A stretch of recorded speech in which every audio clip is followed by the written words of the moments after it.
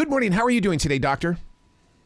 I am doing amazing. How are you? I heard you were in a flood. Oh, yeah. It's a little flash flood going on here in the South. You know how the South is. I mean, we get these big old bursts of water, and it's like, whoa. All right, well, we'll prepare for this one, too. Hey, I got to tell you, as a mobile entertainer, hip-hop and the old school has revitalized itself in ways that just blows me away right now. But the problem is, though, is that when they're dancing and they're singing along, I don't think they know the story. And that's why this right here is it's so valuable to the future of music. Yeah, I totally agree. I think that the fact that I get a chance to go into these iconic artists' homes and to literally get the backstory, the fact that I've been knowing half of these artists or most of these artists over 3 decades, I'm coming in as like a little sister, or a sneaky Santa Claus to steal all of the items. And you're getting the opportunity to do this at a time where we need it most because, I mean, as we age, so do our hip-hoppers. And, I mean, we just lost DJ Casper with the Cha-Cha Slide. It's like, my God, I didn't get to talk to him. I know. Isn't that, and we talk about that, hip-hop, our flash flood is the fact that, before we recognize or get a chance to dig into them or even really acknowledge a lot of these artists, going into these homes and talking to these iconic artists, it was almost like they were waiting on me to tell their story. They were waiting on me to come to give something away. I mean, the Universal Hip Hop Museum is so important to hip hop because, a lot of artists haven't, we've saved things that we thought we were going to need later in life. But, we never thought that it would be highlighted because it was so taboo when we started. Oh, my God, it was, especially here in the South. I remember the record stores, they said, no, we do not sell rap. We do not sell any of this, so don't come in here. And it was like, what? Come on, I need this for my dance floor. One of the things that we've had to deal with hip hop and rap is that a lot of people don't know the story in the way of going, what went into that song? They had to live the street in order to bring that story forward. And so many people that are listening to the music today don't hear the lyrics. Yeah. And like we said, in an interview I did before, I talked about how, given the artist the ability to change, hip hop was so restricted at one time. I mean, you had so many people saying, no, that's gangster rap. So a gangster rapper couldn't change his style. Right. He couldn't change his tone. He couldn't change his image. It was matter of fact. So here you were having a lot of artists who got into this industry because they were artists, feeling like it was a conflict. It was a conflict of character, a contradiction of their character in order to switch it up. So I think this journey that the audience would see and something that I've learned along the way is, the depression, the lifestyle, talking about health, talking about family, talking about individual songs and why this microphone was so important to Coolio. And just the whole style itself, what artists had to create something within a box, and hearing them talk about that. And then, like I said, me walking away with the goods. Yeah. Now, do you deal with the fact that a lot of these hip hop artists went on to star on TV shows and in movies because so many of the fans know them for that and not their real true birth of art? And that's what I love about Hip Hop Treasures, because here you will see LL Cool J, where you've only known him for his television roles, or Queen Latifah for her television roles. And yet you don't know that these are iconic hip hop legends, trailblazers, might I say, who have done exceedingly over what they were expected to do for hip hop. The fact that I could rub shoulders with Shala Rock, one of the first. I'm from the West Coast, and I know East Coast claims all of hip hop. However, I looked up to her. The fact that I get a chance to really get a personal relationship with the Sugar Hill Gang. and understand who they were and how impactful they were to hip hop, and to actually know them. That's what I love about 50 years of hip hop. That's what I love about hip hop treasures. Yeah. Because we don't get a chance to have this one-on-one with someone going inside of their living room, because we didn't think it was going to last either. Although we said, Right. yes, hip hop is here to stay, we didn't know. And we felt like we needed permission to be, to live out loud. Wow. You know, and what's really strange about the music of hip hop, you can mix out of any song, but do not ever mix out of a hip hop song like Rapper's Delight, because the people on the floor will get so upset. Listen. Oh my God. You better say, you can't even, radio does it all the time. They have this mix to get to the end, and we're still in the car singing the song. We're like, wait, what? Yep. They switched it over. What? That's not how it goes. You know, you're absolutely right. It's such a treasure within itself. Yeah.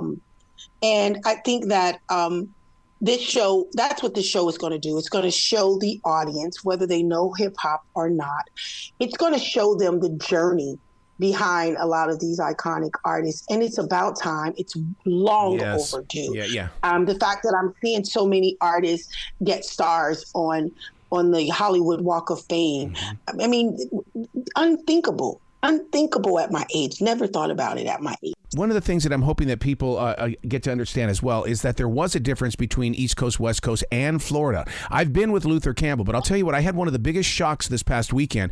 We were absolutely 100% into West Coast, old school. And then all of a sudden he comes up and says, hey man, I want to hear some 2 Live Crew. And the sound was so different. I didn't know it until, because I always thought, it all sounds the same. No, it does not. No, it doesn't. Luther Campbell and the 2 Live Crew came in the game and really changed it. I'll never forget. I was a young girl, first time going to, I was on promotional tour in Florida and getting ready to do my You Can't Play With My Yo-Yo song. The crowd was hyped, because they loved me from the West Coast. They had accepted me. And the crowd started saying, yo, throw that P, the words. Yo, and I was like, hey, wait, hold up. I was like, wait, listen, I didn't realize that was a saying in Florida. Like that was like a crowd slang, a song that they would do when they were hyped. And I stopped the music. Hold up, wait a minute. That's not me. I won't be doing that. Boom, right off the stage. You brought up Coolio a little bit earlier. I always say that Florida could not have happened if it wasn't for Coolio first. Yes. Oh, listen, let me tell you, the interview that I did with Coolio was so heartwarming. I mean, I've known Coolio forever. First of all, we're both from the West Coast. I think we've toured together many times. Wow.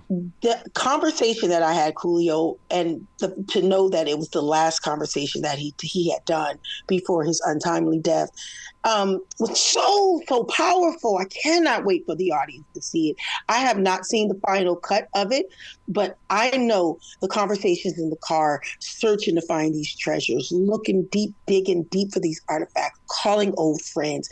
It was so powerful. Him cooking in the kitchen and not rinsing off his hands when he would go from one place to the other gave me a little chill to want to taste the food, however I did.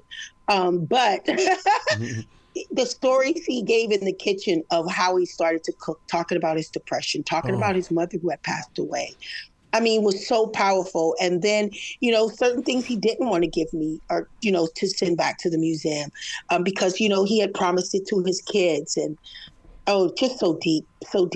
See, that's one of the things that we don't realize or get to see. I mean, MTV gives us the opportunity to, love hip hop. But the thing is that we don't get to see the family life, their true path in life. We always see the victories, the home runs. But that's why we need a show like this so that we can hear. I want to hear them talk about their life.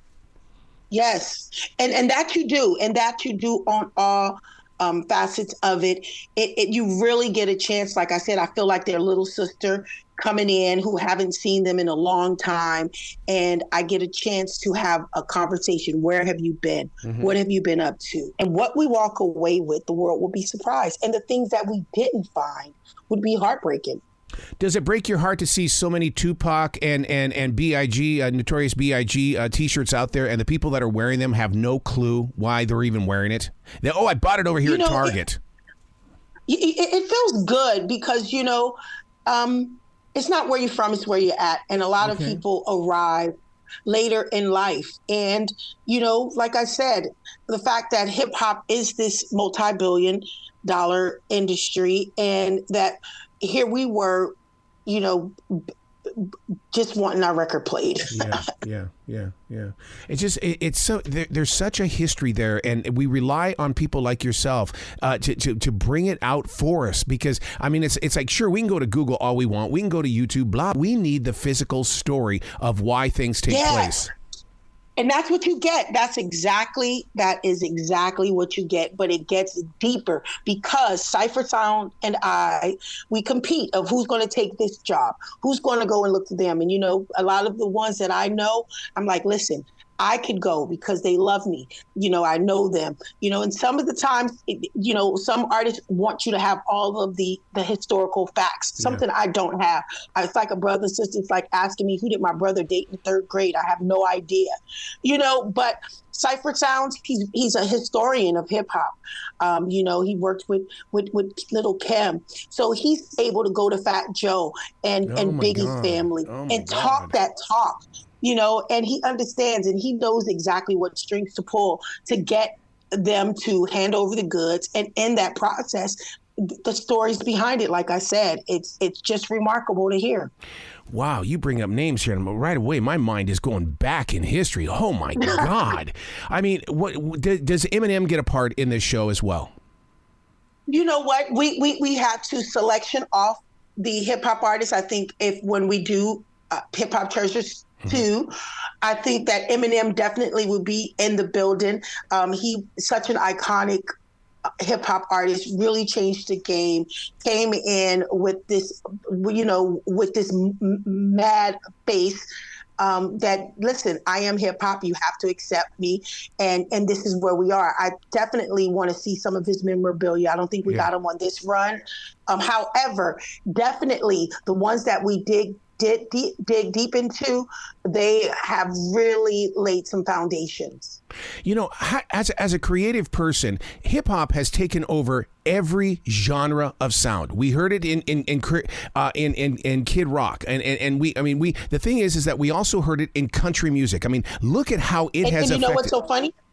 I toured with Kid Rock. Oh, Kid Rock was on tour with. Oh my God! I toured with Kid Rock. Kid Rock was on tour with Too Short back in the early 90s, 1990, 1991. And Kid Rock did hip hop. Yes. Yeah. I mean, and we were on the road together when he became this big rock and roll superstar. I felt like that was my brother. Yeah, because it was almost like sampling is over. Let's do it for real. I mean, that's the thing, because first of all, I'm not against sampling, but wow, talk about another invitation to get back into an area of music. There was so much sampling going on, it took us back.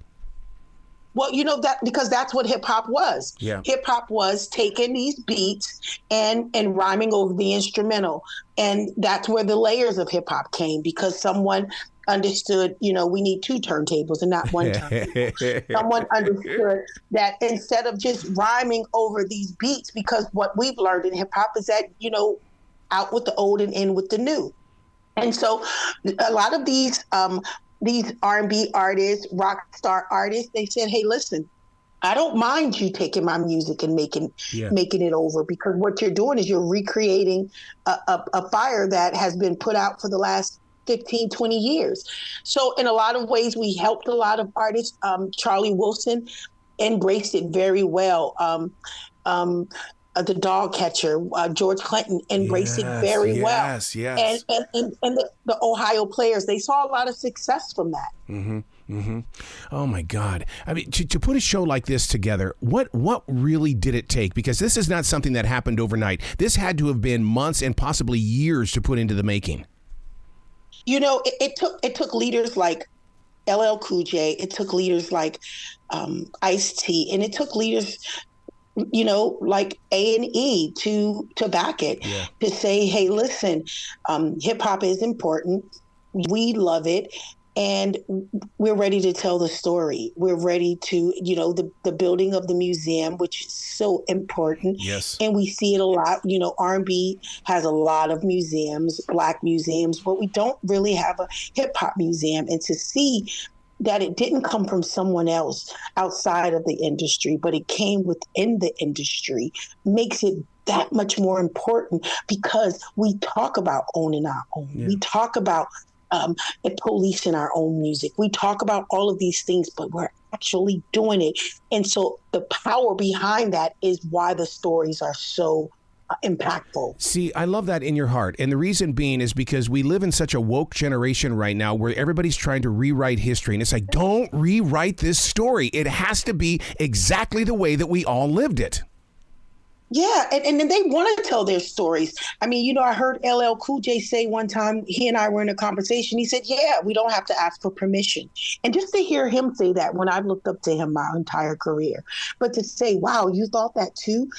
So these conversations they go just like that. You know what I mean? Mm-hmm. Just to hear him say that, sparked something in me like, wow, here I was thinking I was a peasant on the totem pole, and you felt like that too? Yeah. You had to ask for permission to be you, to live out loud, to express yourself, and that's what I love about this new generation of hip hop, because we have literally broke down every tree in our path to pave the way for this confident generation that you see today. God, I was in a conversation just the other day with it must have been 3 or 4 different generations, and we were talking about who is hip hop today versus who is not, and Miss Stallion is definitely well respected, where Nicki Minaj is not. I don't understand it. I mean, it's almost like, don't draw the lines, man. Just enjoy the sound. And I hate that for Nicki. My house is Barb's. I'm a Barb by fault. But I love Nicki. But I never was really a Barb. But my daughter really introduced this new generation to me. I have a 29 and a 19-year-old, and really introduced this generation to me. I think because hip hop wanted to always be respected. Mm-hmm. That's one of our things. You have to respect hip hop, and you have to respect those that have come before you. And it was very difficult when young artists came into the game. They didn't want to pay homage to those who have paved the way, and she was looked at as very disrespectful. However, now, I watch, I see her talk about, she's not getting the respect that she deserves, because Nicki has really done some amazing things. Yep. She held it down for a lot of artists for a long time. She held it down for females for a long time. And when they don't give her the recognition, I feel some type of way, because we cannot separate artists. No. We just have to continue to teach them and the history of hip hop treasures, and those being able to understand the history will help that journey. I'm going to be a grown man that's going to turn into a crybaby, because the moment you bring up Dr. Dre or even Jay-Z, I'm going to go, oh my God, I lived it. I only look like I'm old in the mirror, but in my heart, I'm still just a kid. Listen, Dr. Dre, oh my God, you're absolutely right. I'm such an icon in my eyes. Really, really, really a frontier of hip hop, especially on the West Coast. And now Universal. But to get a beat from Dr. Dre, to hear his story, the journey that he took, oh my Jesus, Lord have mercy.